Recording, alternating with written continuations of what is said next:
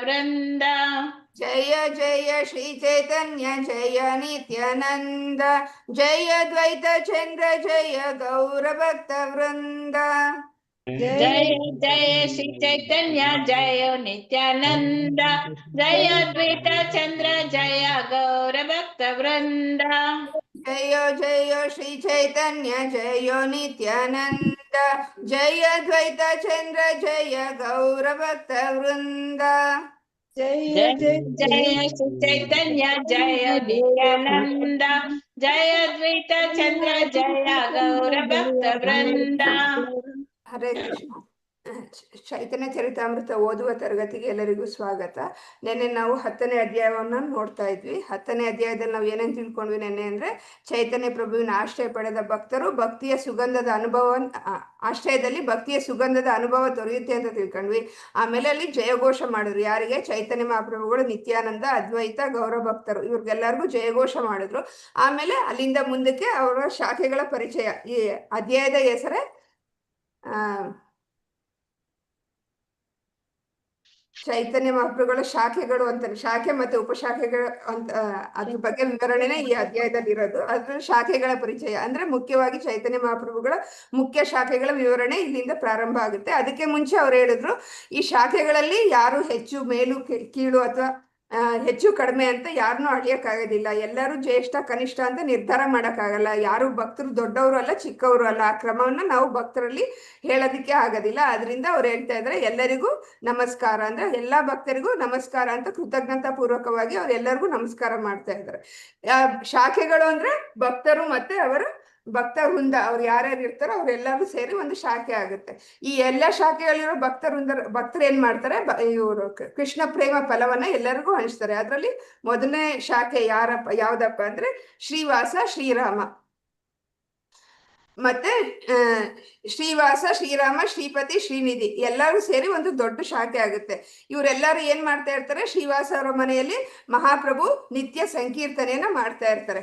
ಈ ಮೊದಲನೇ ಶಾಖೆ ಈ 4 ಸೋದರರು ಮತ್ತೆ ಅವರ ಕುಟುಂಬ ಎಲ್ಲರೂ ಚೈತನ್ಯರ ಸೇವೆ ಮಾಡ್ತಾ ಇರ್ತಾರೆ.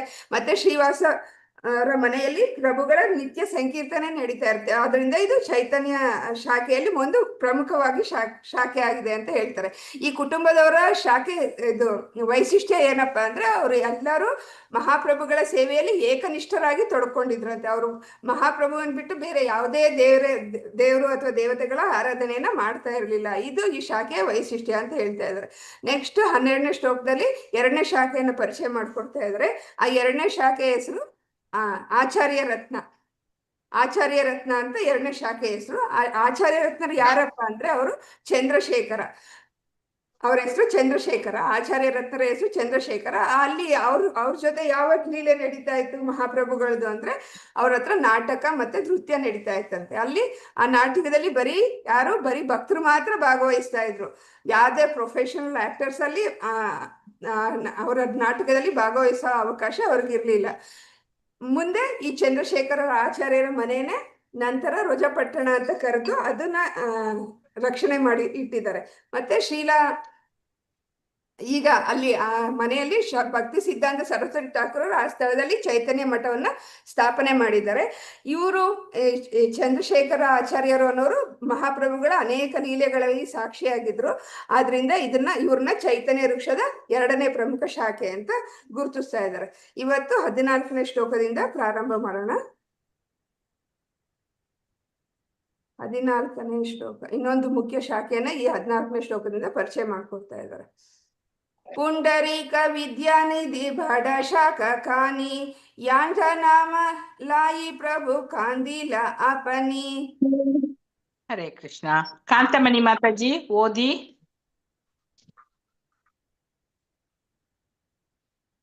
ಹರೇ ಕೃಷ್ಣ. ಲಾಸ್ಟ್ ಅಲ್ಲಿ ಓದ್ತೀನಿ. ಓಕೆ. ಲಲಿತಾ ಮಾತಾಜಿ.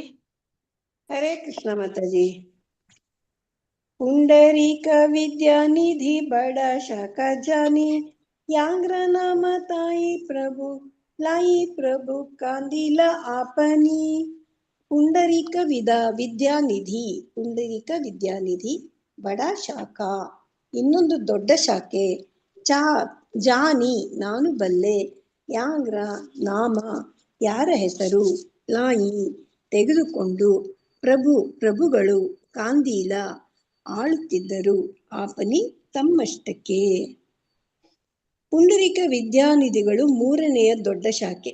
ಅವರು ಚೈತನ್ಯ ಮಹಾಪ್ರಭುಗಳಿಗೆ ಎಷ್ಟು ಆತ್ಮೀಯರಾಗಿದ್ದರೆಂದರೆ ಅವರಿಲ್ಲದಿದ್ದಾಗ ಕೆಲವು ಸಲ ಪ್ರಭು ಚೈತನ್ಯರು ತಮ್ಮಷ್ಟಕ್ಕೆ ಅಳುತ್ತಿದ್ದರು. ಭಾವಾರ್ಥ: ಗೌರ ಗಣೋದ್ದೇಶ ದೀಪಿಕಾ ಎಂಬ ಗ್ರಂಥದಲ್ಲಿ 54 ಶ್ರೀಲ ಪುಂಡರೀಕ ವಿದ್ಯಾನಿಧಿಗಳು ಕೃಷ್ಣಲೀಲೆಯಲ್ಲಿನ ಶ್ರೀಮತಿ ರಾಧಾರಾಣಿಯ ತಂದೆಯಾಗಿದ್ದರು ಎಂದು ವರ್ಣಿಸಲಾಗಿದೆ. ಆದ್ದರಿಂದ ಚೈತನ್ಯ ಮಹಾಪ್ರಭುಗಳು ಅವರನ್ನು ತಮ್ಮ ತಂದೆಯಂತೆ ಭಾವಿಸುತ್ತಿದ್ದರು. ಪುಂಡರೀಕ ವಿದ್ಯಾನಿಧಿಗಳ ತಂದೆಯ ಹೆಸರು ಬಾಣೇಶ್ವರ ಅಥವಾ ಇನ್ನೊಂದು ಅಭಿಪ್ರಾಯದ ಪ್ರಕಾರ ಶುಕ್ಲಾಂಬರ ಬ್ರಹ್ಮಚಾರಿ. ಅವರ ತಾಯಿಯ ಹೆಸರು ಗಂಗಾದೇವಿ. ಒಂದು ಅಭಿಪ್ರಾಯದ ಪ್ರಕಾರ ಬಾಣೇಶ್ವರರು ಶ್ರೀ ಶಿವರಾಮ ಗಂಗೋಪಾಧ್ಯಾಯರ ವಂಶಜರು. ಪುಂಡರೀಕ ವಿದ್ಯಾನಿಧಿಗಳ ಮೂಲ ಸ್ಥಾನವು ಪೂರ್ವ ಬಂಗಾಳದಲ್ಲಿ, ಈಗಿನ ಬಾಂಗ್ಲಾದೇಶ, ಢಾಕಾ ಸಮೀಪದ ಭಾಗಿಯಾ ಎಂಬ ಹಳ್ಳಿಯಾಗಿತ್ತು. ಅದು ವಾರೇಂದ್ರ ಸಮೂಹದ ಬ್ರಾಹ್ಮಣ ಕುಟುಂಬಗಳಿಗೆ ಸೇರಿತ್ತು. ಕೆಲವು ಸಲ ಈ ವಾರೇಂದ್ರ ಬ್ರಾಹ್ಮಣರು ರಾಧೀಯ ಬ್ರಾಹ್ಮಣರು ಎಂದು ಇನ್ನೊಂದು ಗುಂಪಿಗೆ ಪ್ರತಿಕೂಲವಾಗಿದ್ದರು. ಆದ್ದರಿಂದ ಪುಂಡರೀಕ ವಿದ್ಯಾನಿಧಿಗಳ ಕುಟುಂಬವು ಬಹಿಷ್ಕೃತವಾಗಿತ್ತು ಮತ್ತು ಆ ಕಾಲದಲ್ಲಿ ಗೌರವಾನ್ವಿತ ಕುಟುಂಬವಾಗಿ ಬಾಳುತ್ತಿರಲಿಲ್ಲ.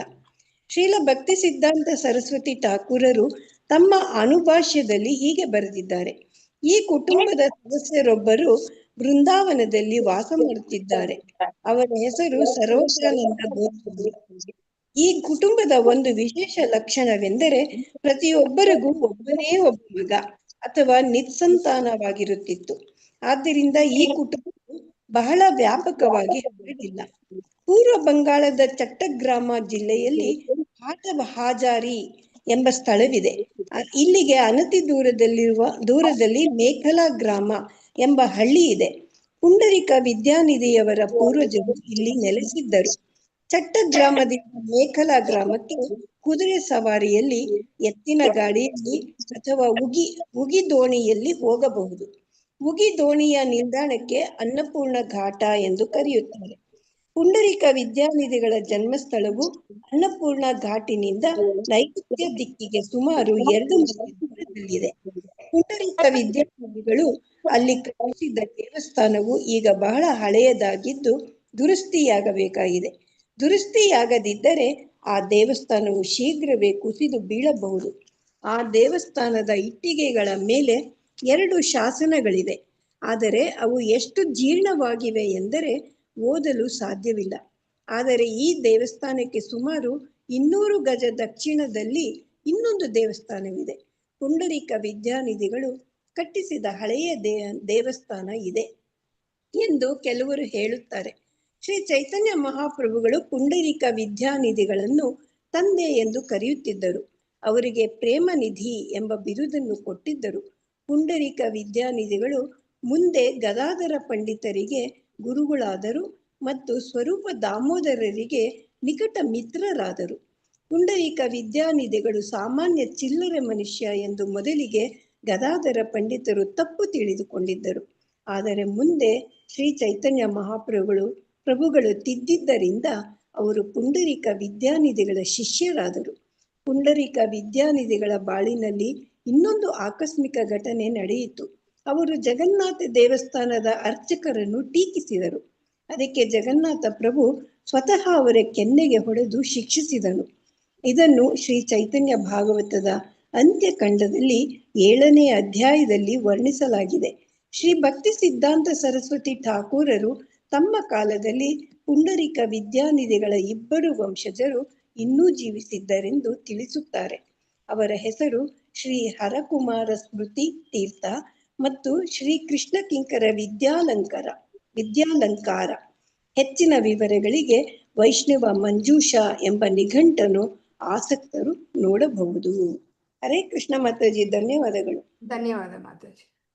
ಅಂದ್ರೆ ಇಲ್ಲಿ ಹೇಳ್ತಾ ಇದ್ದಾರೆ ಈ ಶ್ಲೋಕದಲ್ಲಿ ಏನಪ್ಪಾ ಅಂದ್ರೆ ಪುಂಡರೀಕ ವಿದ್ಯಾನಿಧಿ ಅನ್ನೋದು ಇನ್ನೊಂದು ಮೂರನೇ ದೊಡ್ಡ ಶಾಖೆ, ಪ್ರಮುಖ ಶಾಖೆ.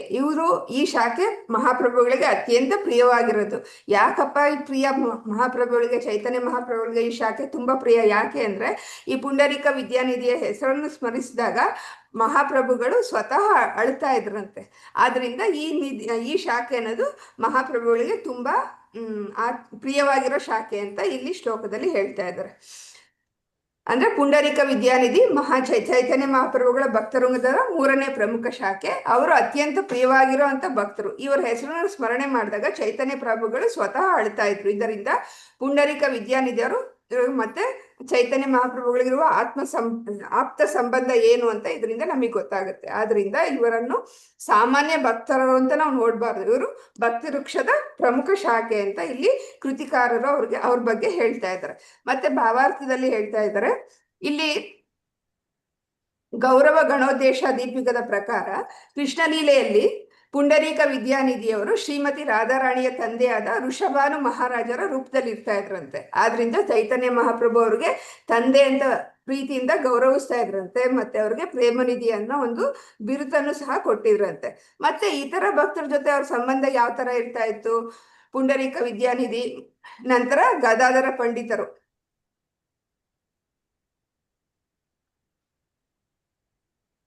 ಪುಂಡರೀಕ ವಿದ್ಯಾನಿಧಿ ಮತ್ತೆ ಗದಾನಂದ ಪಂಡಿತರ ಆಧ್ಯಾತ್ಮಿಕ ಗುರುಗಳಾಗಿದ್ರು. ಸ್ವತಃ ಸ್ವರೂಪ ದಾಮೋದರರು ಆಪ್ತ ಸ್ನೇಹಿತರು ಸಹ ಆಗಿದ್ರು. ಮತ್ತೆ ಅವ್ರು ಯಾವ ತರ ಸಂಬಂಧ ಇತ್ತು ಅಂದ್ರೆ, ಗದಾಧರ ಪಂಡಿತರು ಪುಂಡರೀಕ ವಿದ್ಯಾನಿಧಿಗಳ ಬಗ್ಗೆ ಮೊದಲು ಅವರು ಯಾರು ಅಂತ ಅವ್ರಿಗೆ ಸರಿಯಾಗಿ ಗೊತ್ತಿರ್ಲಿಲ್ಲ, ಅವ್ರ ಮಹಿಮೆ ಗೊತ್ತಿರ್ಲಿಲ್ಲ. ಅದರಿಂದ ಅವರು ಅಷ್ಟು ಗೌರವ ಕೊಡ್ತಾ ಇರಲಿಲ್ಲ. ಆದ್ರೆ ಈ ಚೈತನ್ಯ ಮಹಾಪ್ರಭುಗಳು ಅವ್ರು ಯಾರು ಅಂತ ಅವ್ರಿಗೆ ಸರಿಯಾಗಿ ತಿಳಿಸ್ಕೊಟ್ಮೇಲೆ ಅವರು ಗದಾಧರ ಪಂಡಿತರ ಶಿಷ್ಯರಾದ್ರು ಅಂತ ಇಲ್ಲಿ ಹೇಳ್ತಾ ಇದ್ದಾರೆ. ಮತ್ತೆ ಅವ್ರ ಜೀವನದಲ್ಲಿ ಇನ್ನೊಂದು ಘಟನೆಯನ್ನು ಸಹ ಇಲ್ಲಿ ಹೇಳ್ತಾ ಇದ್ದಾರೆ. ಜಗನ್ನಾಥ ದೇವಾಲಯದಲ್ಲಿರೋ ಅರ್ಚಕರನ್ನ ಕುರಿತು ಇವ್ರೇನ್ ಮಾಡ್ತಾರೆ, ಪುಂಡರೀಕ ವಿದ್ಯಾನಿಧಿಯವರು ಒಮ್ಮೆ ಅವ್ರಿಗೆ ಟೀಕೆ ಮಾಡ್ತಾರಂತೆ ಅರ್ಚಕರಿಗೆ. ಅವಾಗ ಸ್ವತಃ ಜಗನ್ನಾಥ ಪ್ರಭುವಿಂದಲೇ ಅವ್ರಿಗೆ ಶಿಕ್ಷೆ ದೊರೆತಿತ್ತಂತೆ ಅಂತ ಇಲ್ಲಿ ಹೇಳ್ತಾ ಇದ್ದಾರೆ. ಆ ಘಟನೆ ಭಕ್ತರ ಜೀವನದಲ್ಲಿ ಭಗವಂತನ ಜೊತೆ ಇರೋ ವೈಯಕ್ತಿಕ ಸಂಬಂಧ ಏನು, ಭಕ್ತಿಯ ಆಳ ಏನು ಅನ್ನೋದನ್ನ ನಮ್ಗೆ ತೋರಿಸ್ಕೊಡುತ್ತೆ ಅಂತ ಹೇಳ್ತಾ ಇದ್ದಾರೆ. ಮತ್ತೆ ಅವರ ಕುಟುಂಬದ ಹಿನ್ನೆಲೆ, ಅವರು ಎಲ್ಲಿದ್ರು ಅಂದ್ರೆ ಅವ್ರ ಕುಟುಂಬ ವಾರೇಂದ್ರ ಬ್ರಾಹ್ಮಣ ಕುಟುಂಬಕ್ಕೆ ಸೇರಿದವರು ಅಂತ ಇಲ್ಲಿ ಹೇಳ್ತಾ ಇದ್ದಾರೆ. ಮತ್ತೆ ಭಕ್ತಿ ಸಿದ್ಧಾಂತರ ಅಣುಭಾಷ್ಯದಲ್ಲಿ ಅವರ ಕುಟುಂಬದ ಪೂರ್ವಜರು ಮತ್ತೆ ಅವರ ಜನ್ಮಸ್ಥಳದ ಕುರಿತು ಹೆಚ್ಚಿನ ವಿವರಗಳನ್ನ ಇದೆ. ಅದರಲ್ಲಿ ಅಣುಭಾಷ್ಯದಲ್ಲಿ ಹೆಚ್ಚಿನ ವಿವರಗಳು ಬೇಕಾದ್ರೆ ಇದೆ, ಅಲ್ಲಿಂದ ನೋಡ್ಬೋದು ಅಂತ ಇಲ್ಲಿ ಹೇಳ್ತಾ ಇದ್ದಾರೆ. ಅಂದ್ರೆ ಮುಖ್ಯವಾಗಿ ಇಲ್ಲಿ ಹೇಳ್ತಾ ಇರೋದು ಪುಂಡರೀಕ ವಿದ್ಯಾನಿಧಿ ಮಹಾಪ್ರಭುವಿನ ಮೂರನೇ ಪ್ರಮುಖ ಶಾಖೆ. ಮಹಾಪ್ರಭುವಿನ ಅತ್ಯಂತ ಪ್ರಿಯರು. ಮಹಾಪ್ರಭು ಅವ್ರಿಗೆ ತಂದೆ ಅಂತ ಗೌರವ ಕೊಡ್ತಾ ಇದ್ರು. ಮತ್ತೆ ಪ್ರೇಮನಿಧಿ ಅಂತ ಅವ್ರಿಗೆ ಒಂದು ಬಿರುದನ್ನು ಸಹ ಕೊಟ್ಟಿದ್ರು. ಗದಾಧರ ಪಂಡಿತರ ಗುರುಗಳವರು ಮತ್ತೆ ಸ್ವರೂಪ ದಾಮೋದರರ ಆಪ್ತ ಸ್ನೇಹಿತರಾಗಿದ್ರು ಈ ಪುಂಡರೀಕ ವಿದ್ಯಾನಿಧಿ ಅಂತ ಇದರಲ್ಲಿ ಈ ಶ್ಲೋಕದಲ್ಲಿ ನಾವು ತಿಳ್ಕೊಬೇಕಾಗಿರುವಂತ ಮುಖ್ಯವಾಗಿರೋ ಅಂಶ. ನೆಕ್ಸ್ಟ್ ಶ್ಲೋಕ 15. ದೊಡ್ಡ ಶಾಖ ಗದಾಧರ ಪಂಡಿತ ಗೋಸಾಯಿ ತೇಹೋ ಲಕ್ಷ್ಮೀ ರೂಪ ತಾಂಗ್ರ ಸಮಕೆ ಹನಾಯಿ. ಓದ್ತೀರಾ ಕಾಂತಮಣಿ ಮಾತಾಜಿ? ಹರೇ ಕೃಷ್ಣ. ಮಾತಾಜಿ ಇಲ್ಲ ಮಾತಾಜಿ, ಮತ್ತೆ ಓದ್ತೀನಿ. ಓಕೆ. ಮತ್ತೆ ನಿಂದ ಯಾರಿದ್ದಾರೆ ಅಂತ ನೋಡುದು.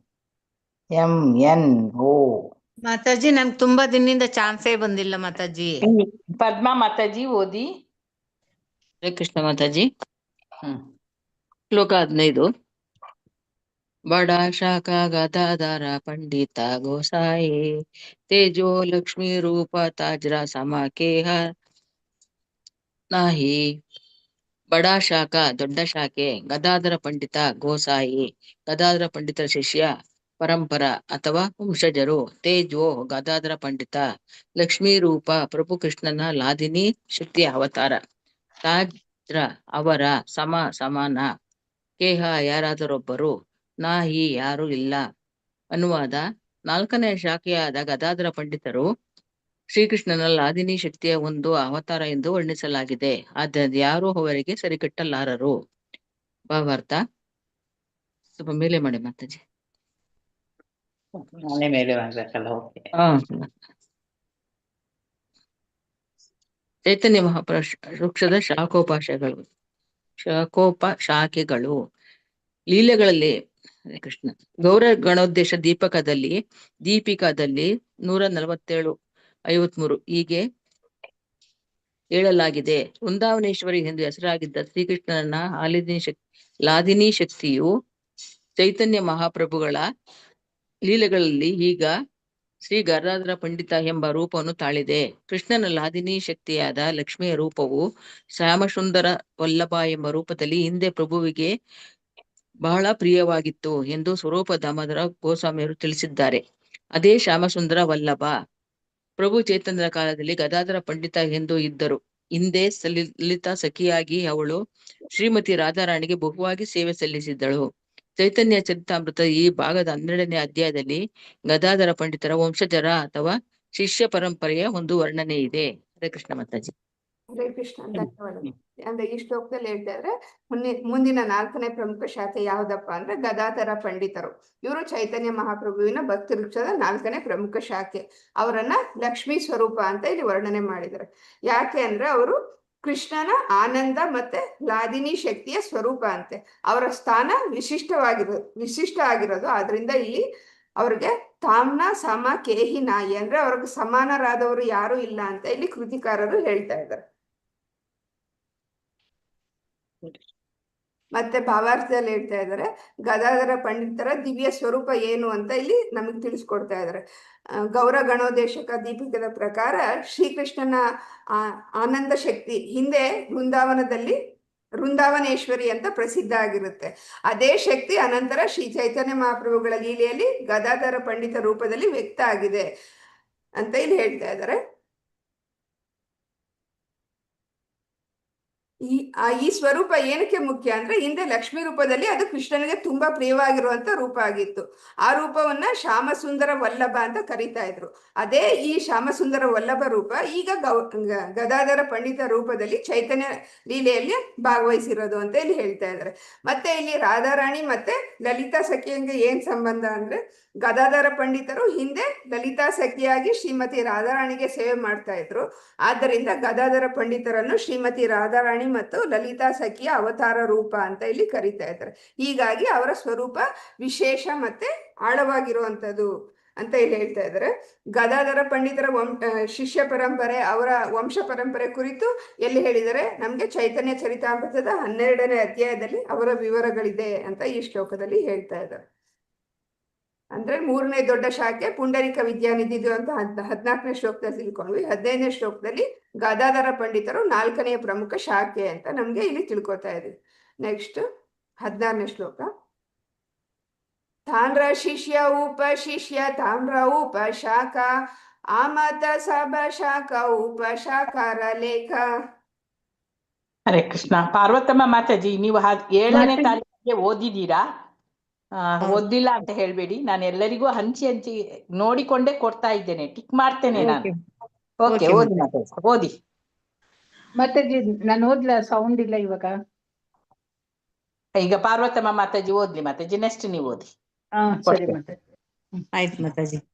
ತಾನ್ರ ಶಿಷ್ಯ ಉಪಶಿಷ್ಯ ತಾನ್ರ ಉಪಶಾಖ ಏಯಿ ಮತ ಸಭ ಶಾಖ ಉಪಶಾಖರ ಲೇಖ. ತಾನ್ರ ಅವರ ಶಿಷ್ಯರು, ಉಪಶಿಷ್ಯರು ಮತ್ತು ಪ್ರಶಂಸಕರು. ತಾನ್ರ ಅವರ ಉಪಶಾಖೆಗಳು. ಏಯಿ ಮತ ಈ ರೀತಿಯಲ್ಲಿ, ಸಭಾ ಎಲ್ಲ, ಶಾಖೆಗಳು, ಉಪಶಾಖೆಗಳು, ಲೇಖ ಬರಹದ ಮೂಲಕ ವರ್ಣಿಸುವುದು. ಅನುವಾದ. ಅವರ ಶಿಷ್ಯರು ಮತ್ತು ಉಪಶಿಷ್ಯರು, ಅವರ ಉಪಶಾಖೆಗಳು ಅವರನ್ನೆಲ್ಲ ಕುರಿತು ವರ್ಣಿಸುವುದು ಕಷ್ಟ. ಹರೇ ಕೃಷ್ಣ ಮಾತಾಜಿ. ಧನ್ಯವಾದ ಮಾತಾಜಿ. ಅಂದ್ರೆ ಈ ಶ್ಲೋಕದಲ್ಲಿ ಹೇಳ್ತಾ ಇದ್ದಾರೆ ಗದಾಧರ ಪಂಡಿತರ ಶಿಷ್ಯರು ಮತ್ತೆ ಅವರ ಉಪಶಾಖೆಗಳು, ಅವರ ಉಪಶಿಷ್ಯರು ಮತ್ತೆ ಮುಂದಿನ ಶಿಷ್ಯ ಪರಂಪರೆ ಕೂಡ ಅವರ ಉಪಶಾಖೆಯಲ್ಲಿ ಸೇರ್ತಾರೆ. ಇದು ಚೈತನ್ಯ ಮಹಾಪ್ರಭುಗಳ ವೃಕ್ಷ ಅನ್ನೋದು ಬರೀ ಇದಕ್ಕಲ್ಲ, ಇನ್ನೂ ಜಾಸ್ತಿ ಇದೆ. ಅದನ್ನ ಪ್ರಮುಖ ಶಾಖೆ ಉಪಶಾಖೆ ಆಗಿ ವಿಸ್ತರಿಸಿದೆ. ತುಂಬಾ ಜಾಸ್ತಿ ಹರಡ್ಕೊಂಡಿದೆ. ಆದ್ರಿಂದ ಎಲ್ಲಾ ಶಾಖೆ ಉಪಶಾಖೆಗಳನ್ನು ಸಂಪೂರ್ಣವಾಗಿ ವಿವರವಾಗಿ ಹೇಳೋದು ಕಷ್ಟ ಅಂತ ಈ ಶ್ಲೋಕದಲ್ಲಿ ಹೇಳ್ತಾ ಇದ್ದಾರೆ. ಇಲ್ಲಿ ಮುಖ್ಯವಾಗಿ ಶಾಖೆ ಉಪಶಾಖೆ ಮರದ ಉದಾಹರಣೆಯಲ್ಲಿ ಬಳಸಲಾಗಿರೋದು. ಅಂದ್ರೆ ಈ ಶಾಖೆ ಉಪಶಾಖೆಗಳು ಗದಾಧರ ಪಂಡಿತರು ಒಂದು ಪ್ರಮುಖ ಶಾಖೆ, ಅವರ ಶಿಷ್ಯರೆಲ್ಲ ಉಪಶಾಖೆಗಳು, ಅವರ ಶಿಷ್ಯರು ಇನ್ನೂ ವಿಸ್ತರಣೆ ಆಗಿ ಉಪಶಾಖೆಗಳಾಗಿದೆ. ಅಂದ್ರೆ ಇಲ್ಲಿ ಗುರು ಪರಂಪರೆ ಯಾವ ತರ ಹರಡ್ತಾ ಇದೆ ಅನ್ನೋದನ್ನ ಇದರಿಂದ ನಾವು ತಿಳ್ಕೊಬಹುದು. ಆ ತರ ಹರಡಿದೆ, ಅದರಿಂದ ಇದನ್ನ ತುಂಬಾ ವಿಸ್ತಾರವಾಗಿರೋದ್ರಿಂದ ಇದನ್ನ ವರ್ಣನೆ ಮಾಡೋದು ಕಷ್ಟ ಅಂತ ಇಲ್ಲಿ ಹೇಳ್ತಾ ಇದ್ದಾರೆ. ಮುಂದಿನ ಶ್ಲೋಕ 17ನೇದು. ವಕ್ರೇಶ್ವರ ಪಂಡಿತ ಪ್ರಭು ಪ್ರಿಯ ಭೃತ್ಯ ಏಕಭಾವೆ ಛಬ್ಬೀಶ ಪ್ರಹರ ಯಾನ್ ನೃತ್ಯ. ಓದಿ ಕಾಂತಮಣಿ ಮಾತಾಜಿ. ಹರೇ ಕೃಷ್ಣ ಮಾತಾಜಿ. ವಕ್ರೇಶ್ವರ ಪಂಡಿತ ಪ್ರಭುರ ಬಡ ಪ್ರಿಯ ಭೃತ್ಯ ಏಕಭಾವೆ ಛಬ್ಬೀಶ ಪ್ರಹರ ಯಾದ್ರ ನೃತ್ಯ. ವಕ್ರೇಶ್ವರ ಪಂಡಿತ ಪ್ರಭುಗಳ ಬಡ ಬಹಳ ಪ್ರಿಯ ಇಷ್ಟವಾದ ಭೃತ್ಯ ಸೇವಕ ಏಕಭಾವೆ ಏಕ ಪ್ರಕಾರವಾಗಿ ಒಂದೇ ದೈವೋನ್ಮಾದದಲ್ಲಿ 24 ಪ್ರಹರ 3 ಗಂಟೆಗಳ ಅವಧಿ ಯಾರ ನೃತ್ಯ ನರ್ತಿಸುವುದು. ಅನುವಾದ. ವೃಕ್ಷದ 5ನೆಯ ಶಾಖೆಯಾದ ವಕ್ರೇಶ್ವರ ಪಂಡಿತರು ಚೈತನ್ಯ ಮಹಾಪ್ರಭುಗಳಿಗೆ ಅತ್ಯಂತ ಪ್ರಿಯರಾದ ಸೇವಕರಾಗಿದ್ದರು. ಅವರು ಏಕಪ್ರಕಾರವಾದ ದೈವೋನ್ಮಾದದಲ್ಲಿ 72 ಗಂಟೆಗಳ ಕಾಲ ನರ್ತಿಸಬಲ್ಲವರಾಗಿದ್ದರು. ಭಾವಾರ್ಥ. ಗೌರ ಗಣೋದ್ದೇಶ ದೀಪಿಕಾದಲ್ಲಿ 71 ವರ್ಜೇಶ್ವರ ಪಂಡಿತರು ವಿಷ್ಣುವಿನ 4 ವಿಸ್ತರಣೆಗಳಲ್ಲಿ ವಾಸುದೇವ, ಸಂಕರ್ಷಣ, ಅನಿರುದ್ಧ ಮತ್ತು ಪ್ರದ್ಯುಮ್ನ ಒಂದಾದ ಅನಿರುದ್ಧನ ಅವತಾರವೆಂದು ಹೇಳಲಾಗಿದೆ. ಅವರು 72 ಗಂಟೆಗಳ ಕಾಲ ಅವಿರತವಾಗಿ ಅದ್ಭುತವಾಗಿ ನರ್ತಿಸಬಲ್ಲವರಾಗಿದ್ದರು. ಚೈತನ್ಯ ಮಹಾಪ್ರಭುಗಳು ಶ್ರೀವಾಸ ಪಂಡಿತರ ಮನೆಯಲ್ಲಿ ನಾಟಕ ಪ್ರದರ್ಶನದಲ್ಲಿ ಪಾಲ್ಗೊಂಡಿದ್ದಾಗ ವಕ್ರೇಶ್ವರ ಪಂಡಿತರು ಮುಖ್ಯ ನರ್ತಕರಲ್ಲೊಬ್ಬರಾಗಿದ್ದರು. ಅವರು ನಾಟಕದ ಅವಧಿಯುದ್ದಕ್ಕೂ ನರ್ತಿಸುತ್ತಿದ್ದರು. ಚೈತನ್ಯ ಮಹಾಪ್ರಭುಗಳ ಒಬ್ಬ ಹಿರಿಯ ಭಕ್ತರಾದ ಗೋವಿಂದದಾಸರು ವಕ್ರೇಶ್ವರ ಪಂಡಿತರ ಜೀವನವನ್ನು ತಮ್ಮ ಗೌರ ಕೃಷ್ಣೋದಯ ಎಂಬ ಗ್ರಂಥದಲ್ಲಿ ವರ್ಣಿಸಿದ್ದಾರೆ. ಒರಿಸ್ಸಾದ ವಕ್ರೇಶ್ವರ ಪಂಡಿತರ ಅನೇಕ ಶಿಷ್ಯರಿದ್ದಾರೆ. ಒರಿಯಾದವರಾದರೂ ಅವರನ್ನು ಗೌಡಿಯ ವೈಷ್ಣವರು ಎಂದು ಕರೆಯುತ್ತಾರೆ. ಈ ಶಿಷ್ಯರಲ್ಲಿ ಶ್ರೀ ಗೋಪಾಲ ಗುರು ಮತ್ತು ಅವರ ಶಿಷ್ಯರಾದ ಶ್ರೀ ಧ್ಯಾನಚಂದ್ರ ಗೋಸ್ವಾಮಿ ಅವರು ಇದ್ದಾರೆ. ಹರೇ ಕೃಷ್ಣ ಮಾತಾಜಿ, ಧನ್ಯವಾದಗಳು. ಹರೇ ಕೃಷ್ಣ, ಧನ್ಯವಾದಗಳು. ಅಂದ್ರೆ ಈ ಶ್ಲೋಕದಲ್ಲಿ ಹೇಳ್ತಾ ಇದ್ದಾರೆ, ಶ್ಲೋಕದಲ್ಲಿರೋ ಮುಖ್ಯ ಅಂಶ ಏನಪ್ಪಾ ಅಂದ್ರೆ ವಕ್ರೇಶ್ವರ ಪಂಡಿತರು ಚೈತನ್ಯ ಮಹಾಪ್ರಭು ವೃಕ್ಷದ 5ನೇ ಪ್ರಮುಖ ಶಾಖೆ ಇವರು ವಕ್ರೇಶ್ವರ ಪಂಡಿತರು.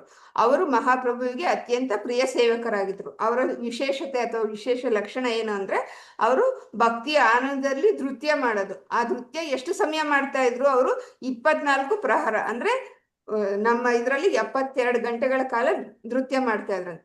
ನಿರಂತರವಾಗಿ, ಅದು ನಿಲ್ಲಿಸಲಾದಾಗೆ ನೃತ್ಯ ಮಾಡೋ ಅಷ್ಟರಲ್ಲಿ ಪರಿಣಿತರಾಗಿದ್ರಂತೆ ಅವರು. ಆದ್ರೆ ಮತ್ತೆ ಈ ನೃತ್ಯ ಅನ್ನೋದು ಸಾಮಾನ್ಯ ನೃತ್ಯ ಅಲ್ಲ, ಅದು ಭಕ್ತಿಯ ಆನಂದ ಭಾವದಿಂದ ಕೂಡಿರುವಂತ ನೃತ್ಯ ಆಗಿತ್ತು ಅಂತ ಈ ಶ್ಲೋಕದಲ್ಲಿ ಹೇಳ್ತಾ ಇದ್ದಾರೆ. ಮತ್ತೆ ಭಾವಾರ್ಥದಲ್ಲಿ ಹೇಳ್ತಾ ಇದ್ದಾರೆ, ಗೌರ ಗಣೋದ್ದೇಶಿಕ ದೀಪಿಕದ ಪ್ರಕಾರ ವಕ್ರೇಶ್ವರ ಪಂಡಿತರು ಯಾರ ಅವತಾರ ಆಗಿದ್ರು? ಅನಿರುದ್ಧನ ಅವತಾರ. ಅಂದ್ರೆ ಅನಿರುದ್ಧ ಭಗವಾನ್ ವಿಷ್ಣುವಿನ ಚತುರ್ವ್ಯೂಹದಲ್ಲಿ ಒಬ್ಬರಾಗಿರ್ತಾರೆ. ವಾಸುದೇವ, ಸಂಕರ್ಷಣ, ಪ್ರದ್ಯುಮ್ನ, ಅನಿರುದ್ಧ. ಅದರಲ್ಲಿ ಅನಿರುದ್ಧನ ಅವತಾರ ಈ ವಕ್ರೇಶ್ವರ ಪಂಡಿತರು ಅಂತ ಇಲ್ಲಿ ಹೇಳ್ತಾ ಇದ್ದಾರೆ. ಅವರ ನೃತ್ಯ ಅದ್ಭುತ. ಏನಕ್ಕೆ? ಅವರು 72 ಗಂಟೆಗಳ ಕಾಲ ನಿರಂತರವಾಗಿ ನೃತ್ಯ ಮಾಡೋ ತರ ಮಾಡಕ್ಕೆ ಅವರು ಶಕ್ತರಾಗಿರುವಂತವರಾಗಿದ್ರು. ಮತ್ತೆ ಶ್ರೀನಿವಾಸ ಪಂಡಿತರ ಮನೆಯಲ್ಲಿ ಚೈತನ್ಯ ಮಹಾಪ್ರಭುಗಳ ನಾಟಕದ ಕಾರ್ಯಕ್ರಮ ನಡೆಸ್ತಾ ಇದ್ದಾಗ ಈ ವಕ್ರೇಶ್ವರ ಪಂಡಿತರು ಅದರಲ್ಲಿ ಒಬ್ಬ ಮುಖ್ಯವಾಗಿರುವಂತ ನೃತ್ಯಗಾರರು ಆಗಿರ್ತಾ ಇದ್ರು. ಆ ಸಂದರ್ಭದಲ್ಲಿ ಅವರು ನಿರಂತರವಾಗಿ ನೃತ್ಯ ಮಾಡ್ತಾ ಇರೋರಂತೆ. ಇವರ ಬಗ್ಗೆ ಎಲ್ಲಿ ವರ್ಣನೆ ಮಾಡಿದ್ರೆ ಅಂದ್ರೆ ಒಡಿಯಾದಲ್ಲಿ ಅವರ ಭಕ್ತರಾದ ಗೋವಿಂದ ದಾಸರನ್ನವರು ವಕ್ರೇಶ್ವರ ಪಂಡಿತರ ಜೀವನವನ್ನು ಗೌಡಿಯ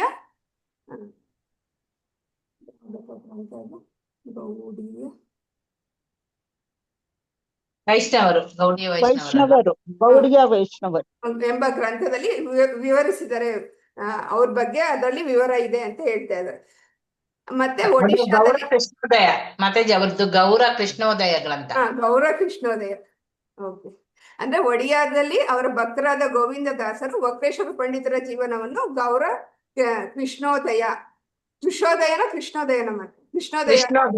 ಕೃಷ್ಣೋದಯ ಎಂಬ ಗ್ರಂಥದಲ್ಲಿ ವಿವರಿಸಿದ್ದಾರೆ ಅಂತ ಹೇಳ್ತಾ ಇದ್ದಾರೆ.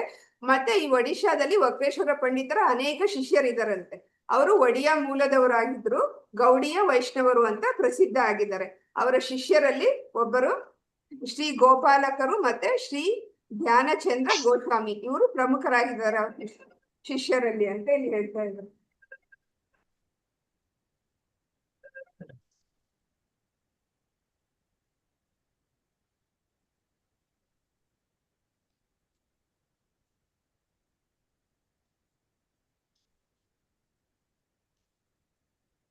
ಮತ್ತೆ ಮುಂದಿನ ಶ್ಲೋಕ 18. ಅಪನೆ ಮಹಾಪ್ರಭು ಗಾಯ ಯಾಂಗ್ರ ನೃತ್ಯ ಕಾಲೆ ಪ್ರಭುರ ಚರಣ ಧರಿ ವಕ್ರೇಶ್ವರ ಭಲೆ. ಪ್ರವೀಣ ಮಾತಾಜಿ, ಹರೇ ಕೃಷ್ಣ. ಮಾತಾಜಿ ಓದ್ತೇನೆ ಮಾತಾಜಿ.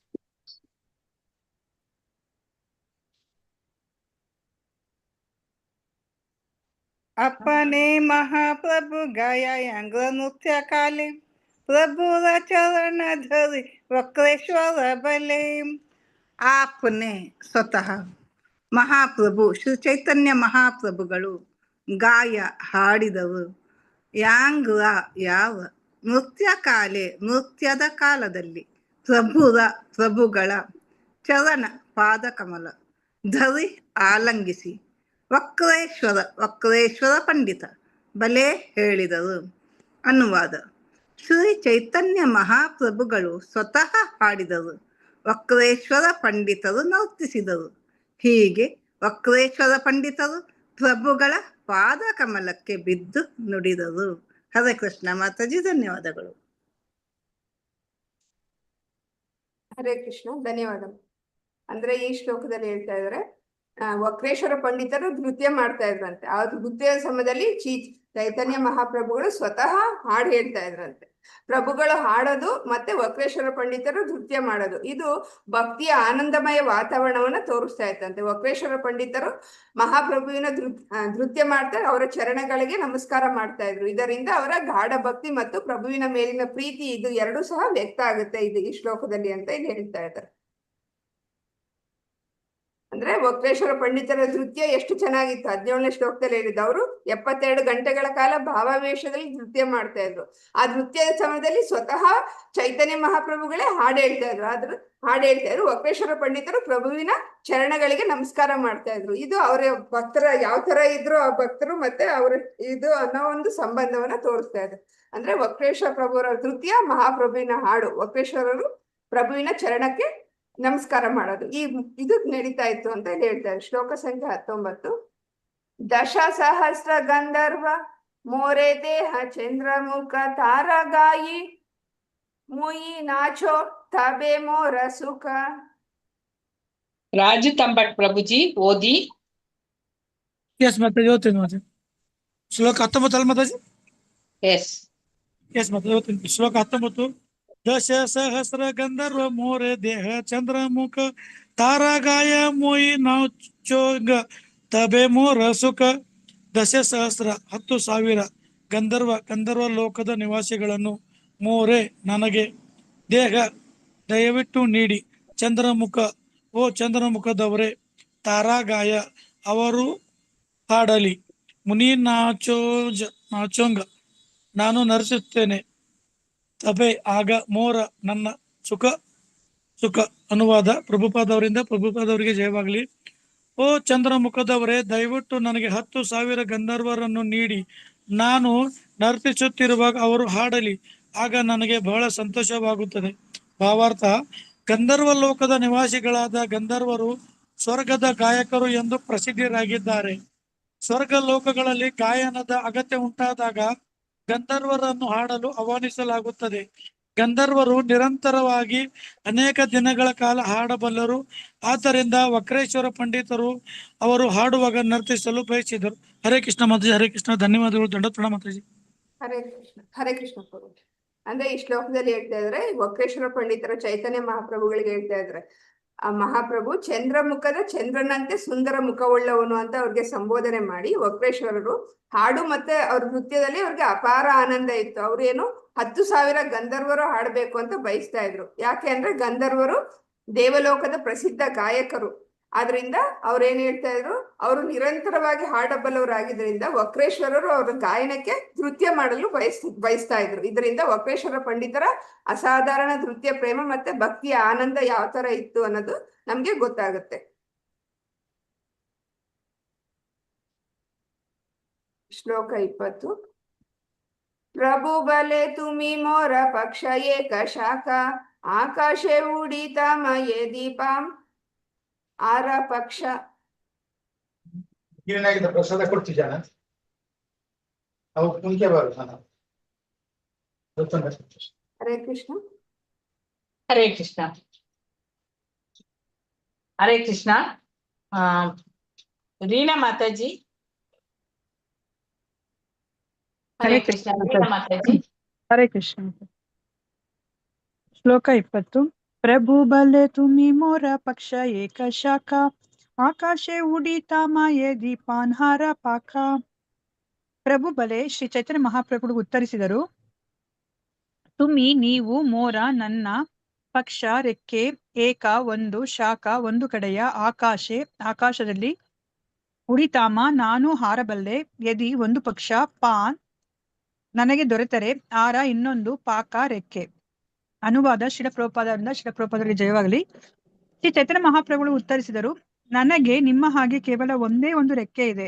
ಆದರೆ ನನಗೆ ಇನ್ನೊಂದು ರೆಕ್ಕೆ ದೊರೆತರೆ ಖಂಡಿತವಾಗಿಯೂ ಆಕಾಶದಲ್ಲಿ ಹಾರಾಡುತ್ತೇನೆ. ಧನ್ಯವಾದಗಳು ಮಾತಾಜಿ. ಹರೇ ಕೃಷ್ಣ. ಹರೇ ಕೃಷ್ಣ. ಧನ್ಯವಾದಗಳು.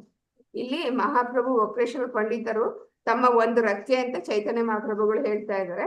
ಇಲ್ಲಿ ಪಕ್ಕ ಅಂದ್ರೆ ಅದು ರೆಕ್ಕೆ ಅನ್ನೋ ರೂಪಕದಲ್ಲಿ ಹೇಳ್ತಾ ಇದ್ದಾರೆ. ವಕ್ರೇಶ್ವರ ಪಂಡಿತರು ಮಹಾಪ್ರಭುಗೆ ಅತ್ಯಂತ ಪ್ರಿಯವಾದ ಭಕ್ತರು ಅಂತ ಇಲ್ಲಿ ಗೊತ್ತಾಗುತ್ತೆ. ಮಹಾಪ್ರಭು ತನ್ನ ಭಕ್ತರೊಂದಿಗೆ ಆತ್ಮೀಯ ಸಂಬಂಧ ಸಹ ಅವ್ರ ಮಾತಿನಲ್ಲಿ ವ್ಯಕ್ತ ಆಗುತ್ತೆ. ಅವ್ರೇನ್ ಹೇಳ್ತಾ ಇದಾರೆ, ನನ್ಗೆ ಇನ್ನೊಂದು ರೆಕ್ಕೆ ಇದ್ರೆ ನಾನು ಆಕಾಶದಲ್ಲಿ ಹಾರಾಡುತ್ತಿದ್ದೆ. ಅಂದ್ರೆ ವಕ್ರೇಶ್ವರ ಪಂಡಿತರು ಒಂದು ರೆಕ್ಕೆ ಅಂತ, ಇನ್ನೊಂದು ರೆಕ್ಕೆ ಇದ್ದಿದ್ರೆ ಚೈತನ್ಯ ಮಹಾಪ್ರಭುಗಳು ನಾನು ಆಕಾಶದಲ್ಲಿ ಹಾರ್ತಾ ಇದ್ದೆ ಅಂತ ಇಲ್ಲಿ ಹೇಳ್ತಾ ಇದ್ದಾರೆ.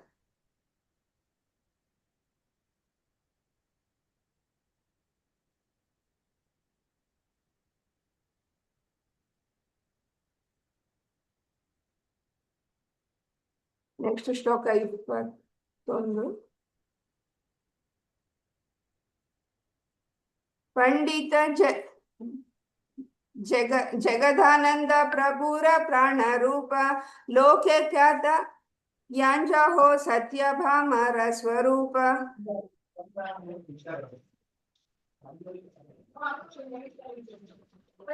ಹರೇ ಕೃಷ್ಣ. ಶಕುಂತಳ ಮಾತಾಜಿ. ಹರೇ ಕೃಷ್ಣ. ಓಕೆ. ಹರೇ ಕೃಷ್ಣ. ಹೌದು, ಓದಿ. 21. ಹೌದು. ಪಂಡಿತ ಜಗದಾನಂದ ಪ್ರಭುರ ಪ್ರಾಣ ರೂಪ ಲೋಕೆ ಖ್ಯಾತ ಯಹೋ ಸತ್ಯ ಭಾಮರ ಸ್ವರೂಪ. ಪಂಡಿತ ಜಗದಾನಂದ ಪಂಡಿತ ಜಗನ್ನಾನಂದ ಪ್ರಭುಗಳ ಪ್ರಾಣ ರೂಪ ಜೀವ ಮತ್ತು ಆತ್ಮ ಲೋಕದಲ್ಲಿ ಖ್ಯಾತ ಪ್ರಖ್ಯಾತರಾದ ಏನೋ ಯಾರು ಸತ್ಯಭಾಮೆಯ ಸ್ವರೂಪ ಸಾಕಾರ ರೂಪ. ಅನುವಾದ ಭಾವಾರ್ಥ ಶಿಲಪ್ರಭುಪಾದರಿಂದ ಶಿಲಪ್ರಭುಪಾದರಿಗೆ ಜಯವಾದ. ಚೈತನ್ಯ ವೃಕ್ಷದ 6ನೆಯ ಶಾಖೆಯಾದ ಪಂಡಿತ ಜಗದಾನಂದರು ಪ್ರಭುಗಳ ಜೀವ ಮತ್ತು ಆತ್ಮವೆಂದು ಪ್ರಸಿದ್ಧರು. ಅವರು ಸತ್ಯಭಾಮೆಯ ಒಂದು ಅವತಾರವೆಂದು ಹೇಳಲಾಗಿದೆ.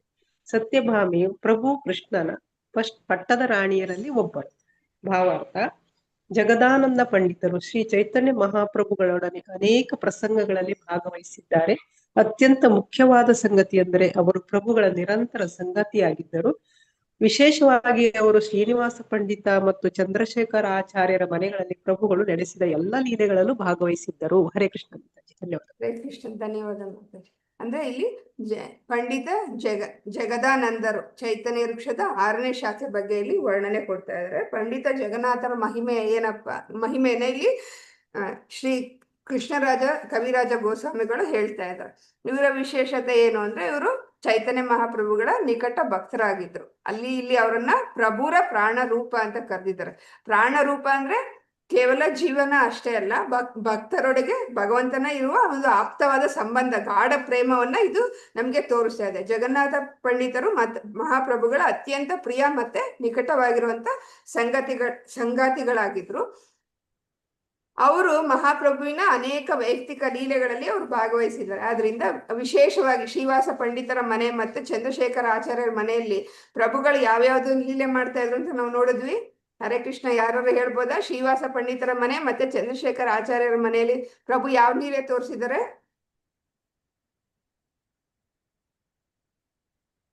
ಹರೇ ಕೃಷ್ಣ. ಅದೇ ಅವರು ಒಬ್ರು ಇವ್ರು ಬಂದಿರ್ತಾರಲ್ಲ ಮಾತಾಜಿ, ಅಡಿಗೆ ಮಾಡುವಾಗ ಅವರು ಯಾರೋ ಪುರೋಹಿತರು ಬಂದಿರ್ತಾರಲ್ಲ ಮಾತಾಜಿ. ಹರೇ ಕೃಷ್ಣ. ಹರೇ ಕೃಷ್ಣ. ಅವಾಗ ಅವ್ರು ನಾನು ಅಷ್ಟು ವಿವರಣೆನೆ ಕೊಟ್ಟಿಲ್ಲ, ಯಾವ ಘಟನೆನೂ ಹೇಳಿಲ್ಲ ನಾನು.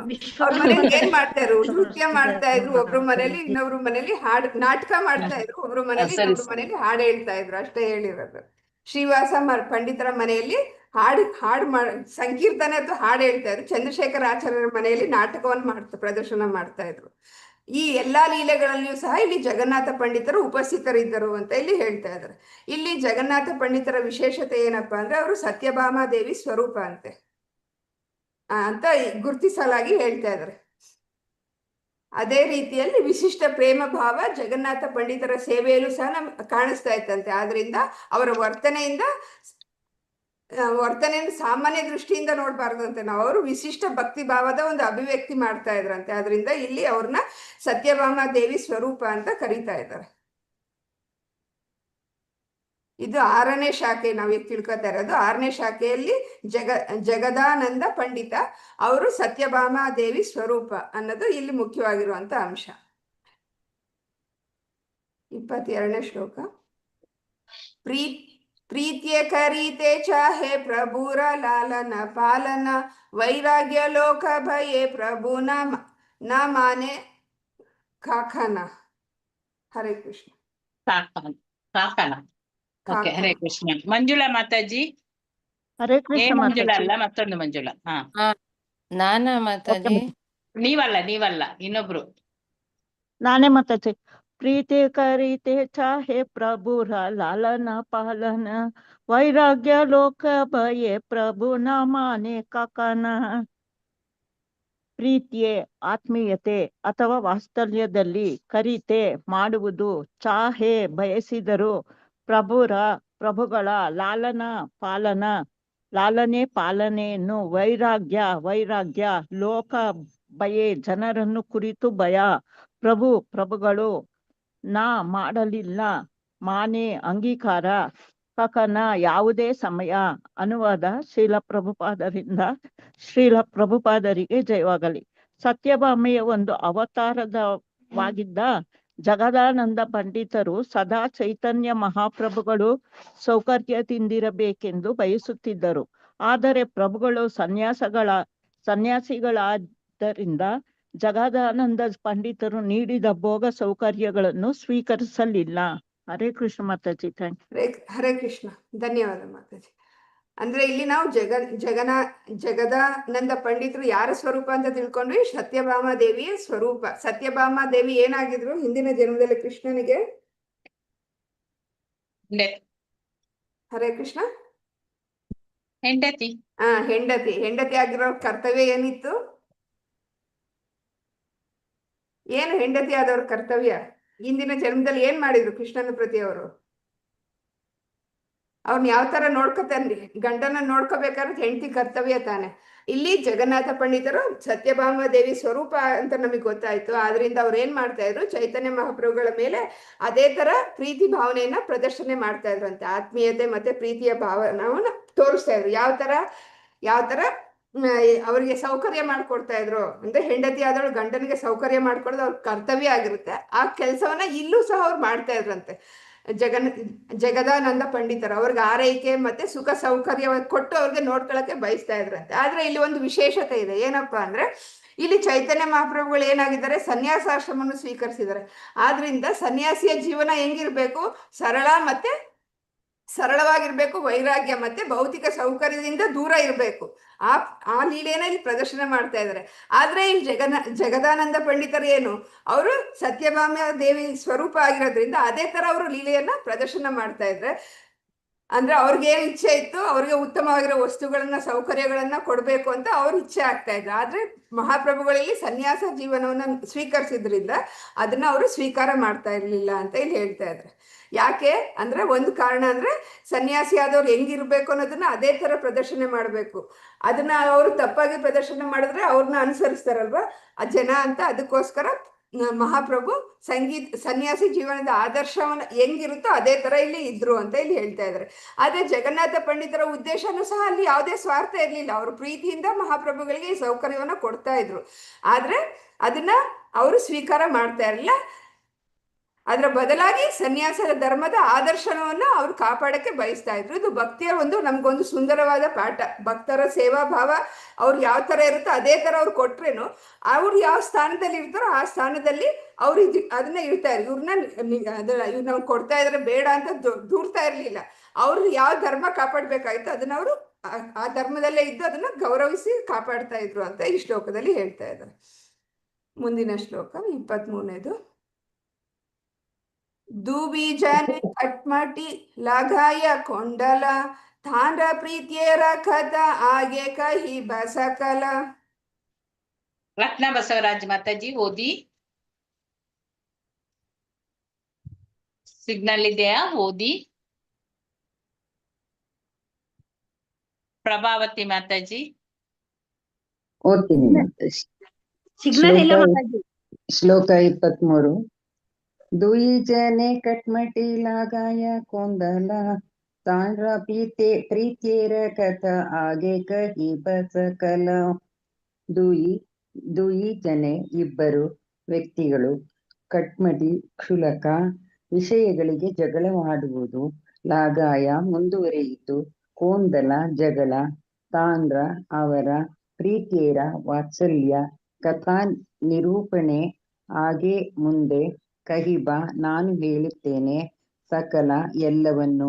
ಅನುವಾದ: ಕೆಲವು ಸಲ ಅವರು ಕ್ಷುಲಕ ವಿಷಯಗಳಿಗೆ ಜಗಳವಾಡುವಂತೆ ತೋರುತ್ತಿತ್ತು, ಆದರೆ ಈ ಜಗಳಗಳು ಅವರ ವಾತ್ಸಲ್ಯದ ಫಲ. ಅದನ್ನು ಕುರಿತು ಮುಂದೆ ಹೇಳುತ್ತೇನೆ. ಹರೇ ಕೃಷ್ಣ ಮಾತಾಜಿ. ಹರೇ ಕೃಷ್ಣ. ಧನ್ಯವಾದ. ಈ ಶ್ಲೋಕದಲ್ಲಿ ಜಗನ್ನಾಥ ಪಂಡಿತರು ಮತ್ತು ಚೈತನ್ಯ ಮಹಾಪ್ರಭುಗಳ ನಡುವೆ ಇರೋ ಆತ್ಮೀಯ ಸಂಬಂಧ ಏನು ಅಂತ ಇಲ್ಲಿ ಹೇಳ್ತಾ ಇದ್ದಾರೆ. ಹೊರಗಿಂದ ನೋಡಿದಾಗ ಪಂಡಿತರು ಜಗದಾನಂದ ಪಂಡಿತರು ಮತ್ತೆ ಮಹಾಪ್ರಭುಗಳು ಕೆಲವೊಮ್ಮೆ ಸಣ್ಣ ಪುಟ್ಟ ವಿಷಯಗಳಿಗೂ ಸಹ ಜಗಳ ಆಡ್ತಾರ ಕಾಣಿಸ್ತಾ ಇತ್ತಂತೆ. ಆದ್ರೆ ಈ ಜಗಳ ಸಾಮಾನ್ಯವಾಗಿ ವ್ಯಕ್ತಿಗಳ ನಡುವೆ ನಡೆಯುವಂತ ಕೋಪ ಅಥವಾ ದ್ವೇಷ ಇವುಗಳಿಂದ ಉಂಟಾಗಿರೋ ಜಗಳ ಅಲ್ಲ.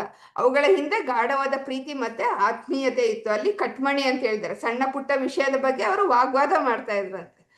ಇದು ಏನ್ ತೋರಿಸುತ್ತೆ ನಮ್ಗೆ? ಜಗನ್ನಾಥ ಪಂಡಿತರು ಮಹಾಪ್ರಭುಗಳ ಬಗ್ಗೆ ಎಷ್ಟು ಕಾಳಜಿ ಹೊಂದಿದರು ಅನ್ನೋದು ನಮ್ಗೆ ಅದರಿಂದ ಗೊತ್ತಾಗುತ್ತೆ.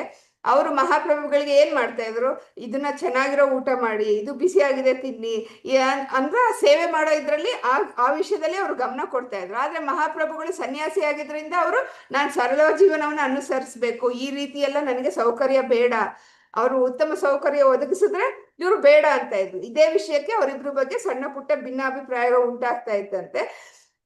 ಅದಕ್ಕೋಸ್ಕರ ಅವರು ವಾಗ್ವಾದ ಮಾಡ್ತಾ ಇದ್ರು ಅಂತ ಇಲ್ಲಿ ಹೇಳ್ತಾ ಇದ್ದಾರೆ. ಇಲ್ಲಿ ಇವರು ಜಗನ್ನಾಥ ಪಂಡಿತರ ಉದ್ದೇಶ ಏನು? ಮಹಾಪ್ರಭುಗಳ ಸೇವೆ ಮಾಡೋದಾಗಿತ್ತು. ಅದನ್ನ ಅವ್ರು ಮಾಡ್ತಾ ಇದ್ರು. ಅವರು ಅದನ್ನ ನಿರಾಕರಣೆ ಮಾಡ್ತಾ ಇದ್ರು. ಅದು ಆ ವಿಷಯದ ಬಗ್ಗೆ ಅವರಿಬ್ರ ಮಧ್ಯೆ ಚರ್ಚೆಗಳು ನಡೀತಾ ಇತ್ತು ಅಂತ ಇಲ್ಲಿ ಹೇಳ್ತಾ ಇದ್ದಾರೆ. ಶ್ಲೋಕ 24. ರಾಘವ ಪಂಡಿತ ಪ್ರಭುರ ಆದ್ಯ ಅನುಚರ ತಾಂತ್ರ ಏಕ ಶಾಖ ಮುಖ್ಯ ಮಕರ ಧ್ವಜಕರ. ಶುಭಾಂಗಿ ಮಾತಾಜಿ. ಹರೇ ಕೃಷ್ಣ. ಹರೇ ಕೃಷ್ಣ ಮಾತಾಜಿ. ಶ್ಲೋಕ 24. ರಾಘವ ಪಂಡಿತ ಪ್ರಭುರ ಆದ್ಯ ಅನುಚರ ತಾಂಡರ ಏಕ ಶಾಖ ಮುಖ್ಯ ಮಕರ ಧ್ವಜಕರ. ರಾಘವ ಪಂಡಿತರು ಪ್ರಭುಗಳ ಆದ್ಯ ಮೂಲ ಅನುಚರ ಅನುಯಾಯಿ ತಾಂಡ್ರ ಅವರ ಏಕ ಒಂದು ಶಾಖೆಯು ಮುಖ್ಯವಾದ ಮಕರಧ್ವಜಕರ ಉಪನಾಮ. ಅನುವಾದ: ಶಿಲಾಪ್ರಭುಪಾದರಿಗೆ ಜಯವಾಗಲಿ. ಶ್ರೀ ಚೈತನ್ಯ ಮಹಾಪ್ರಭುಗಳ ಮೂಲ ಅನುಯಾಯಿಗಳಾದ ರಾಘವ ಪಂಡಿತರು 7ನೇ ಶಾಖೆ ಎಂದು ನಂಬಲಾಗಿದೆ. ಅವರಿಂದ ಇನ್ನೊಂದು ಶಾಖೆಯು ಹೊರಟಿತು. ಅದರ ಮುಂದಾಳು ಮಕರಧ್ವಜ ಕರ. ಭಾವಾರ್ಥ ಕರ ಎನ್ನುವುದು ಧ್ವಜರ ಉಪನಾಮ. ಪ್ರಸ್ತುತ ಈ ಉಪನಾಮವು ಸಾಮಾನ್ಯವಾಗಿ ಕಯಸ್ಥ ಜನಾಂಗದಲ್ಲಿ ಕಂಡುಬರುತ್ತದೆ. ಗೌರ ಗಣೋದ್ದೇಶ ದೀಪಿಕಾ 166 ಹೀಗೆ ಹೇಳುತ್ತದೆ: ಧನಿಷ್ಠ ಭಕ್ತ್ಯ ಸಾಮಗ್ರಿಂ ಕೃಷ್ಣ ಯಾದಾದ್ ವ್ರಜತೀಮತಾಂ ಶೈವ ಸಾಂಪ್ರತಂ ಗೌರಂಗ ಪ್ರಿಯ ರಾಘವ ಪಂಡಿತಃ. ಪ್ರಭು ಕೃಷ್ಣನ ಲೀಲೆಯ ಸಮಯದಲ್ಲಿ ವ್ರಜದೇಶದಲ್ಲಿ ಹಿಂದೆ ರಾಘವ ಪಂಡಿತರು ಆಪ್ತ ಗೋಪಿಯಾಗಿದ್ದರು. ಅವರ ಹಿಂದಿನ ಹೆಸರು ಧನಿಷ್ಠ. ಈ ಗೋಪಿಯ ಸದಾ ಕೃಷ್ಣನಿಗೆ ಅಡಿಗೆಯನ್ನು ಸಿದ್ಧ ಮಾಡುವುದರಲ್ಲಿ ಮಗ್ನರಾಗಿರುತ್ತಿದ್ದರು. ಹರೇ ಕೃಷ್ಣ ಮಾತಾಜಿ, ಧನ್ಯವಾದಗಳು. ಹರೇ ಕೃಷ್ಣ, ಧನ್ಯವಾದಗಳು. ಅಂದ್ರೆ ಈ ಶ್ಲೋಕದಲ್ಲಿ ಏನು ವಿವರಣೆ ಕೊಡ್ತಾ ಇದ್ದಾರೆ ಅಂದ್ರೆ, ಕವಿರಾಜ ಗೋಸ್ವಾಮಿಗಳು ಚೈತನ್ಯ ಪ್ರಭುಗಳ ಮತ್ತೊಂದು ಪ್ರಮುಖ ಭಕ್ತರು ಅಥವಾ ಪ್ರಮುಖ ಇನ್ನೊಂದು ಶಾಖೆ ಬಗ್ಗೆ ಹೇಳ್ತಾ ಇದ್ದಾರೆ. ಅವ್ರು ಯಾರಪ್ಪ ಅಂದ್ರೆ ರಾಘವ ಪಂಡಿತರನ್ನ ಇಲ್ಲಿ ಪರಿಚಯ ಮಾಡ್ಕೊಡ್ತಾ ಇದ್ದಾರೆ. ಹಿಂದಿನ ಶ್ಲೋಕದಲ್ಲಿ ನಾವು ಜಗದಾನಂದ ಪಂಡಿತರ ಅವರ 6ನೇ ವೃಕ್ಷದ ಬಗ್ಗೆ ತಿಳ್ಕೊಂಡು, ಈಗ ರಾಘವ ಪಂಡಿತರ 7ನೇ ವೃಕ್ಷ ಅಂತ ಇಲ್ಲಿ ಹೇಳ್ತಾ ಇದ್ದಾರೆ. 7ನೇ ಶಾಖೆ ಅಂತ ಇಲ್ಲಿ ಹೇಳ್ತಾ ಇದ್ದಾರೆ. ಪ್ರಭುರ ಆದ್ಯ ಅನುಚರ ಅಂದ್ರೆ ಮಹಾಪ್ರಭುಗಳ ಆರಂಭಿಕ ಅಥವಾ ಆದಿ ಕಾಲದಿಂದ ಅವರ ನಿಕಟ ಅನುಯಾಯಿಗಳಾಗಿದ್ದವರು ಇವರು ಯಾರು? ರಾಘವ ಪಂಡಿತರು ಅಂತ ಇಲ್ಲಿ ಹೇಳ್ತಾ ಇದ್ದಾರೆ. ಅವರು ಮಹಾಪ್ರಭುಗಳ ಸೇವೆಯಲ್ಲಿ ಅತ್ಯಂತ ಪ್ರಮುಖವಾದ ಸ್ಥಾನವನ್ನು ಹೊಂದಿದ್ರು. ಆದ್ರಿಂದ ಇವರು ಮಕರ ಧ್ವಜಕರ ಅಂದ್ರೆ ರಾಘವ ಪಂಡಿತರ ಶಾಖೆಯಿಂದ ಇನ್ನೊಂದು ಉಪಶಾಖೆ ಬಂತಂತೆ. ಅವ್ರದ್ದು ಮುಖ್ಯಸ್ಥರು ಯಾರಪ್ಪ ಅಂದ್ರೆ ಮಕರ ಧ್ವಜಕರ. ಇಲ್ಲಿ ಕರ ಅನ್ನೋದು ಮಕರ ಧ್ವಜದ ಉಪನಾಮ. ಹೀಗಾಗಿ ಚೈತನ್ಯ ವೃಕ್ಷದ ಸ್ವರೂಪದಲ್ಲಿ ಏನಾಗುತ್ತೆ, ಇದು ಚೈತನ್ಯ ಮಹಾಪ್ರಭು, ಅವ್ರದ್ದೊಂದು ಶಾಖೆ ರಾಘವ ಪಂಡಿತ, ಅವ್ರದ್ದೇ ಇನ್ನೊಂದು ಉಪಶಾಖೆ ಯಾವುದು? ಮಕರ ಧ್ವಜಕರ. ಈ ತರ ಆ ಪರಂಪರೆ ಮುಂದುವರೆದಿದೆ. ಅಂದ್ರೆ ಅಲ್ಲಿ ಭಕ್ತಿ ಪರಂಪರೆ ಅದನ್ನ ವಿವರವಾಗಿ ತಿಳಿಸ್ಕೊಡುತ್ತೆ ಅಂತ ಇಲ್ಲಿ ಹೇಳ್ತಾ ಇದ್ದಾರೆ. ಮತ್ತೆ ಇಲ್ಲಿ ರಾಘವ ಪಂಡಿತರ ಹಿಂದಿನ ಸ್ವರೂಪದ ಬಗ್ಗೆ ಸ್ವಲ್ಪ ಹೇಳ್ತಾ ಇದ್ದಾರೆ. ಗೌರ ಗಣೋದ್ದೇಶ ದೀಪಿಕಾ ಗ್ರಂಥದ ಆಧಾರದ ಮೇಲೆ ರಾಘವ ಪಂಡಿತರ ಹಿಂದಿನ ಸ್ವರೂಪ ಏನಾಗಿತ್ತು ಅಂದ್ರೆ, ಅವರು ವೃಂದಾವನದಲ್ಲಿ ಕೃಷ್ಣನ ಲೀಲೆಗಳ ಕಾಲದಲ್ಲಿ ಧನಿಷ್ಠ ಅನ್ನೋ ಒಂದು ಒಬ್ರು ಗೋಪಿಕೆಯರಾಗಿದ್ದರು ಅಂತ ಇಲ್ಲಿ ಹೇಳ್ತಾ ಇದ್ದಾರೆ. ಅಲ್ಲಿ ಧನಿಷ್ಠ ಅನ್ನೋ ಗೋಪಿಕೆ ಆಗಿರೋರು ಏನ್ ಮಾಡ್ತಾ ಇದ್ರು ಅಂದ್ರೆ, ಕೃಷ್ಣನಿಗೆ ಅವರು ಅತ್ಯಂತ ಆಪ್ತರಾಗಿದ್ರು. ವಿಶೇಷವಾಗಿ ಕೃಷ್ಣನಿಗೆ ವಿವಿಧವಾದ ಪದಾರ್ಥ ಸಿದ್ಧಪಡಿಸುವ ಸೇವೆಯಲ್ಲಿ ಅವರು ಅಲ್ಲಿ ಭಾಗವಹಿಸ್ತಾ ಇದ್ರಂತೆ. ಆದ್ರಿಂದ ಇಲ್ಲಿ ರಾಘವ ಪಂಡಿತರ ಸೇವಾ ಭಾವದಲ್ಲೂ ಅವ್ರು ಏನ್ ಮಾಡ್ತಾ ಇದ್ರು, ಇಲ್ಲಿ ಅದನ್ನ ಅವ್ರಿಗೆ ಅಲ್ಲಿ ಯಾವ ತರ ವಿವಿಧ ಆಹಾರವನ್ನು ತಯಾರಿಸ್ಕೊಡ್ತಾ ಇದ್ರಲ್ಲೋ, ಇಲ್ಲೂ ಸಹ ಈ ರಾಘವ ಪಂಡಿತರ ಆಗಿದ್ದಾಗ್ಲೂ ಅವರು ಪ್ರೀತಿಯಿಂದ ಆಹಾರ ಸಿದ್ಧ ಮಾಡಿ ಅವ್ರಿಗೆ ಅರ್ಪಿಸುವ ಒಂದು ವಿಶೇಷವಾದ ಸೇವೆಯನ್ನು ಅವ್ರು ಮಾಡ್ತಾ ಇದ್ರು ಅಂತ ಇಲ್ಲಿ ಹೇಳ್ತಾ ಇದ್ರು.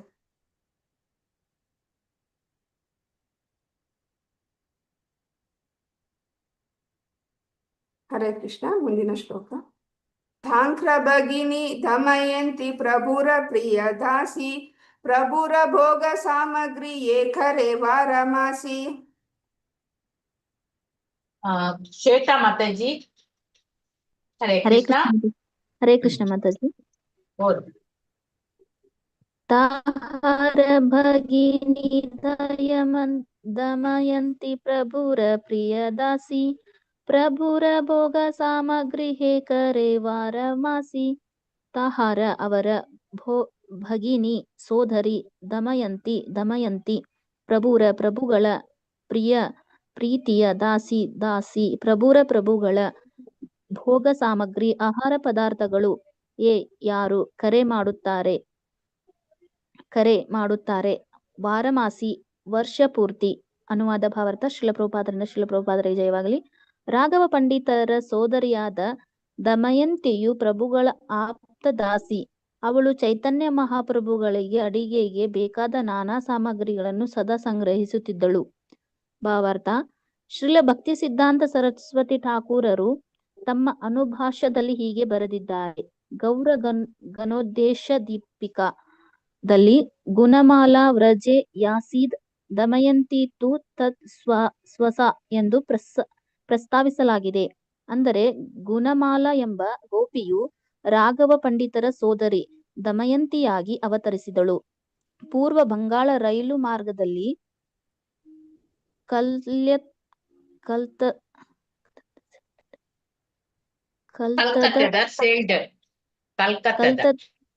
ಕಲ್ಕತ್ತದ ಸೆಲ್ಡಲ್ ನಿಲ್ದಾಣದಿಂದ ಪ್ರಾರಂಭಿಸಿದರೆ ಸೋದಾಪುರ ಎಂಬ ಹೆಸರಿನ ನಿಲ್ದಾಣವೊಂದಿದೆ. ಅದು ಕಲ್ಕತ್ತದಿಂದ ಬಹಳ ದೂರದಲ್ಲೇನೂ ಇಲ್ಲ. ಈ ನಿಲ್ದಾಣದಿಂದ 1 ಮೈಲಿಗಿಂತ ಕಡಿಮೆ ದೂರದಲ್ಲಿ ಗಂಗಾ ನದಿಯ ಪಶ್ಚಿಮ ಭಾಗದಲ್ಲಿ ಪಾಣಿಹಾಟಿ ಎಂಬ ಗ್ರಾಮವಿದೆ. ರಾಘವ ಪಂಡಿತರ ಮನೆ ಇನ್ನೂ ಅಲ್ಲಿದೆ. ರಾಘವ ಪಂಡಿತರ ಸಮಾಧಿಯ ಮೇಲೆ ಕಾಂಕ್ರೀಟ್ ವೇದಿಕೆಯ ಮೇಲೆ ಒಂದು ಬಳ್ಳಿ ಹಬ್ಬಿದೆ. ಸಮೀಪದ ಒಂದು ಭಗ್ನ ದೇವಾಲಯದಲ್ಲಿ ಒಂದು ಮದನಮೋಹನ ವಿಗ್ರಹವೂ ಇದೆ. ಈ ದೇವಸ್ಥಾನದ ಉಸ್ತುವಾರಿಯನ್ನು ಶ್ರೀ ಶಿವಚಂದ್ರ ರಾಯ ಚೌಧರಿ ಎಂಬ ಸ್ಥಳೀಯ ಜಮೀನುದಾರರು ನೋಡಿಕೊಳ್ಳುತ್ತಿದ್ದಾರೆ. ಮಕರಧ್ವಜಕರ ಅವರು ಕೂಡ ಪಾಣಿಹಟ್ಟಿಯ ನಿವಾಸಿಗಳಾಗಿದ್ದರು. ಹರೇ ಕೃಷ್ಣ. ಹರೇ ಕೃಷ್ಣ. ಹರೇ ಕೃಷ್ಣ ಮಾತಾಜಿ. ಅಂದ್ರೆ ಈ ಶ್ಲೋಕದಲ್ಲಿ ಏನು ವಿವರಣೆ ಕೊಡ್ತಾ ಇದ್ದಾರೆ ಅಂದ್ರೆ, ರಾಘವ ಪಂಡಿತರ ಸಹೋದರಿ ದಮಯಂತಿಯ ಭಕ್ತಿ ಸೇವೆಯನ್ನ ಇಲ್ಲಿ ಹೇಳ್ತಾ ಇದ್ದಾರೆ.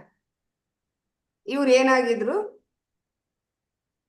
ರಾಘವ ಪಂಡಿತರು ಅವರ ಒಂದು ಪ್ರಮುಖ ಶಾಖೆ ಆಗಿದ್ರು. ಅವರ ಸಹೋದರಿ ದಮಯಂತಿ ಕೂಡ ಮಹಾಪ್ರಭುಗಳ ಪ್ರಿಯ ಸೇವಕಿ ಆಗಿದ್ರು ಅಂತ ಇಲ್ಲಿ ಹೇಳ್ತಾರೆ. ಈ ದಮಯಂತಿಯ ಸೇವೆ ಏನಾಗಿತ್ತು ಅಂದ್ರೆ, ಮಹಾಪ್ರಭುಗಳ ಭೋಗಕ್ಕಾಗಿ ಬೇಕಾದ ಆಹಾರ ಸಾಮಗ್ರಿಗಳನ್ನು ಸಂಗ್ರಹ ಮಾಡೋದು ಮತ್ತೆ ಸಿದ್ಧ ಮಾಡೋದು ಅವರ ಸೇವೆ ಆಗಿತ್ತು.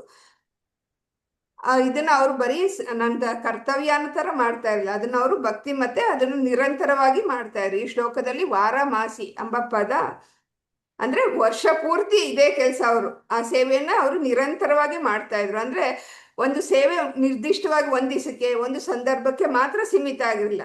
ಅವ್ರಿಗೆ ಪ್ರತಿದಿನ ಪ್ರತಿ ಕ್ಷಣ ವರ್ಷ ಪೂರ್ತಿ ಪ್ರಭುಗಳ ಸೇವೆಯೇ ಅವರ ಜೀವನದ ಕಾರ್ಯ ಆಗಿತ್ತು. ನಾವು ಇದೇ ತರ ಸೇವೆ ಮಾಡ್ಬೇಕು ಅನ್ನೋದು ಇವ್ರು ಪ್ರತಿಯೊಂದು ಅಂಶದಲ್ಲೂ ನೋಡಿದಾಗ ನಾವು ಅಳವಡಿಸ್ಕೋಬೇಕಾಗಿರೋದು ಏನು ಅಂತ ನಾವು ಪ್ರತಿದಿನ ಹುಡುಕ್ತಾ ಇರ್ಬೇಕು. ಇದ್ರಲ್ಲಿ ಏನು ಅಂಶ ಸಿಗುತ್ತೆ ಇವರಲ್ಲಿ ನಾವು ಅಳವಡಿಸ್ಕೊಳ್ಳುವಂಥದ್ದು. ನಮ್ಮ ಸೇವೆ ಈ ತರ ನಿರಂತರವಾಗಿರ್ಬೇಕು. ಯಾವುದೋ ಒಂದಿನ ಒಂದು ಸಂದರ್ಭ ಅಥವಾ ಒಂದು ಕ್ಷಣಕ್ಕೆ ಸೀಮಿತ ಆಗಿರ್ಬಾರ್ದು. ಇಲ್ಲಿ ನೋಡಿ, ಅವ್ರ ದಮಯಂತಿ ಸೇವೆ ಏನಾಗಿತ್ತು, ಆಹಾರ ಪ್ರಭುವಿನ ಭೋಗಕ್ಕಾಗಿ ಆಹಾರ ಸಂಗ್ರಹಣೆ ಮಾಡೋದು ಮತ್ತೆ ಸಿದ್ಧ ಮಾಡೋದು, ಅದನ್ನ ಅವರು ಪ್ರತಿದಿನನೂ ಭಕ್ತಿಯಿಂದ ನಿರಂತರವಾಗಿ ಮಾಡ್ತಾ ಇದ್ರು ಅಂತ ಇಲ್ಲಿ ಹೇಳ್ತಾ ಇದ್ದಾರೆ. ಈ ದಮಯಂತಿಯರ ಹಿಂದಿನ ಸ್ವರೂಪ ಏನಾಗಿತ್ತು ಅಂದ್ರೆ, ಗೌರ ಗಣೋದೇಶ ದೀಪಿಕದ ಗ್ರಂಥದಲ್ಲಿ ಹೇಳಿರೋದು, ದಮಯಂತಿ ವೃಂದಾವನ ಲೀಲೆಯಲ್ಲಿ ಗುಣಮಾಲ ಅನ್ನೋ ಗೋಪಿಕೆ ಆಗಿದ್ರಂತೆ. ಗುಣಮಾಲ ಗೋಪಿ ದಮಯಂತಿ ಅಂತ ಅವರ ಸ್ವರೂಪ. ಈಗ ದಮಯಂತಿ ಆಗಿದ್ರೆ ಹಿಂದೆ ಗುಣಮಾಲ ಗೋಪಿ ಆಗಿದ್ರು ಅಂತ ಇಲ್ಲಿ ಹೇಳ್ತಾ ಇದ್ದಾರೆ. ಈ ದಮಯಂತಿ ಸೇವೆ ಅನ್ನೋದು ಸಾಮಾನ್ಯ ಸೇವೆ ಅಲ್ಲ.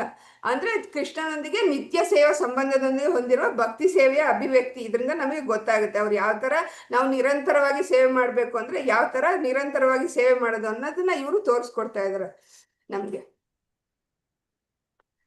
ಅದರಿಂದನೇ ಭಕ್ತಿ ಶಾಖೆಯಲ್ಲಿ ನಾವು ಹಿಂದೆ ಎಲ್ಲ ತಿಳ್ಕೊಂಡ್ವಿ, ದೊಡ್ಡ ಸೇವೆ ಸಣ್ಣ ಸೇವೆ ಅನ್ನೋ ಭೇದ ಇಲ್ಲ. ಪ್ರೀತಿಯಿಂದ ಭಗವಂತನಿಗೆ ಮಾಡೋ ಪ್ರತಿಯೊಂದು ಕೆಲಸನೂ ಸಹ ಸೇವೆ ಅಥವಾ ಕೆಲಸ ಮಹತ್ವ ಆಗಿರುತ್ತೆ ಅಂತ. ಇಲ್ಲಿ ದಮಯಂತಿಯವರು ಸ್ವತಃ ಯಾವಾಗಲೂ ಪ್ರಭುವಿಂದ ಇರ್ಬೇಕು ಅನ್ನೋ ಅವಶ್ಯಕತೆ ಏನಿಲ್ಲ. ಅವ್ರಿಗೆ ಬೇಕಾಗಿರೋ ಭೋಗ ಸಾಮಗ್ರಿ ಸಿದ್ಧ ಮಾಡೋದು ನನ್ನ ಕೆಲಸ. ಅದನ್ನ ಅವರು ನಿರಂತರವಾಗಿ ಮಾಡ್ತಾ ಇದ್ರು. ಈ ಸೇವೆ ಫಲವಾಗಿ ಅವ್ರನ್ನ ಪ್ರೀತಿಯಿಂದ ಅದರಿಂದ ಅವರು ಭಗವಂತನಿಗೆ ಅರ್ಪಿಸಬೇಕಾಗಿರೋ ಭೋಗವನ್ನೆಲ್ಲ ಸಿದ್ಧ ಮಾಡ್ತಾ ಇದ್ರಂತೆ. ಈಗ ಅಡಿಗೆಗೆ ಬೇಕಾದ ಸಾಮಗ್ರಿಗಳನ್ನು ಸಂಗ್ರಹಿಸುವಂತಹ ಸರಳ ಕಾರ್ಯನೂ ಸಹ ಭಕ್ತಿಯಿಂದ ಮಾಡಿದ್ರೆ ಅದು ಉನ್ನತ ಸೇವೆ ಆಗುತ್ತೆ ಅನ್ನೋದನ್ನ ಇದರಿಂದ ನಮ್ಗೆ ಗೊತ್ತಾಗುತ್ತೆ. ಒಟ್ಟಾರೆ ಈ 2 ಶ್ಲೋಕದಲ್ಲಿ ರಾಘವ ಪಂಡಿತರು ಮಹಾಪ್ರಭುಗಳ ನಿಕಟ ಅನುಯಾಯಿ, ದಮಯಂತಿ ಮಹಾಪ್ರಭುಗಳ ಪ್ರಿಯ ಸೇವಕಿ. ಈಗ ಇವರಿಬ್ರು ಸಹ ಮಹಾಪ್ರಭುಗಳಿಗೆ ಪ್ರೀತಿಯಿಂದ ಆಹಾರವನ್ನ ಸಿದ್ಧಪಡಿಸಿ ಅರ್ಪಿಸುವ ಭಾವನೆ, ಈ ಅರ್ಪಿಸೋದು, ಈ 2 ಕೆಲಸವನ್ನ ಮಾಡ್ತಾ ಇದ್ರು. ಹರೇ ಕೃಷ್ಣ. ಮಾತಾಜಿ ನಿಲ್ಸೋಣ, ಇನ್ನೊಂದು ಶ್ಲೋಕ ಓದೋದ ಮಾತಾಜಿ? ನಿಲ್ಲಿಸೋಣ ಮಾತಾಜಿ. 59 ಆಯ್ತು.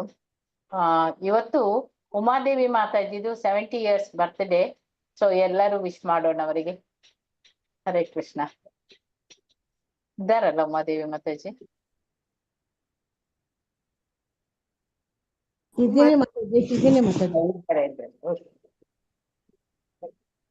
ಹರೇ, ನಾವು 3 ಸಲ ಹರೇ ಕೃಷ್ಣ ಮಹಾಮಂತ್ರವನ್ನು ಹೇಳೋಣ ಅವರಿಗಾಗಿ. ಹರೇ ಕೃಷ್ಣ ಹರೇ ಕೃಷ್ಣ ಹರೇ ಕೃಷ್ಣ ಹರೇ ಕೃಷ್ಣ ಕೃಷ್ಣ ಹರೇ ರಾಮ ಹರೇ ರಾಮ ರಾಮ ರಾಮ ಹರೇ ಹರೇ ಹರೇ ಕೃಷ್ಣ ಹರೇ ಕೃಷ್ಣ ಕೃಷ್ಣ ಕೃಷ್ಣ ಹರೇ ಕೃಷ್ಣ ಹರೇ ರಾಮ ರಾಮ ಹರೇ ಕೃಷ್ಣ ಹರೇ ಹರೇ ಹರೇ ಕೃಷ್ಣ ಕೃಷ್ಣ ಕೃಷ್ಣ ಹರೇ ಹರೇ ಹರೇ ರಾಮ ರಾಮ ರಾಮ ಹರೇ ಹರೇ. ಕೃಷ್ಣ ಕಾನ್ಫರೆನ್ಸ್ ಮಾತಾಜಿ, ಉಮಾ ಮಾತಾಜಿ. ಕೃಷ್ಣ ಹರೇ ಕೃಷ್ಣ. ಬರ್ತ್ಡೇ ಮಾತಾಜಿ. ಹರೇ ಕೃಷ್ಣ ಮಾತಾಜಿ, ಧನ್ಯವಾದಗಳು. Happy birthday Mataji. Thank you Mataji. Hare Krishna Mataji. ವಾಂಛಾ ಕಲ್ಪತರುಭ್ಯಶ್ಚ ಕೃಪಾ ಸಿಂಧುಭ್ಯ ಏವ ಚ ಪತಿತಾನಾಂ ಪಾವನೇಭ್ಯೋ ವೈಷ್ಣವೇಭ್ಯೋ ನಮೋ ನಮಃ. ಹರೇ ಕೃಷ್ಣ ಮಾತಾಜಿ. ಹರೇ ಕೃಷ್ಣ ಮಾತಾಜಿ ಧನ್ಯವಾದಗಳು. ಧನ್ಯವಾದಗಳು. ಧನ್ಯವಾದಗಳು. ಧನ್ಯವಾದಗಳು. ಹರೇ ಕೃಷ್ಣ ಮಾತಾಜಿ, ಧನ್ಯವಾದ ಪ್ರಾಣ. Thank you so much.